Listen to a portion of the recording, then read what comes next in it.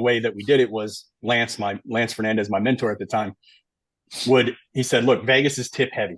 They're always going to be trying to give you a tip. Now you decide what number is too high for you to pass up. I think when I first got there, it was like a quarter. And then that moved up to $1 and, $2 and $5 and 20 and 50. But you decide what that number is. So let's say it's a $50 bill. Anything less than a 50, you hand it back to the client and you say, man, I so appreciate the fact that you're willing to give me like extra cash on top of what you've already done here today. But if you really want to help me out, here's a stamped, addressed envelope to the shop with a piece of paper in it. Here's my pen.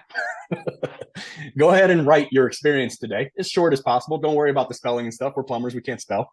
Go ahead and write up what your experience was with me today. Drop it in the mailbox and send it to my manager. Because what that does for me is way more than what the cash would do for me. And I would rather you keep that cash and do something like this for me. So I appreciate it. Go heavy on the gratitude for offering you a tip and say, if you really want to do something for me, do this. So I won the contest that month by a mile for getting letters in. And then we had this wall of letters. I would make a copy of them and put them in a notebook, and I would carry that notebook. And when I say feel, felt, found, here's what our clients found. And I would say, and here are the letters they write about it. Now, let me ask you, if you had a bad experience or you felt like I misled you or did something that wasn't in your best interest, would you write me a letter like this? No, absolutely not. Do you think your neighbors would? No, probably not. Good, because guess what I'm going to ask you to do when we're done?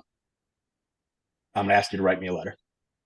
Right. But the main thing with those letters is, or what you have now at your disposal that I didn't have then, was the Google reviews that you can just pull up on your phone. Now, I would say if you're very professional, you'll have some kind of notebook, whatever you want to use, where you actually have those printed out letters, because they're just much more impactful than reading these Google reviews that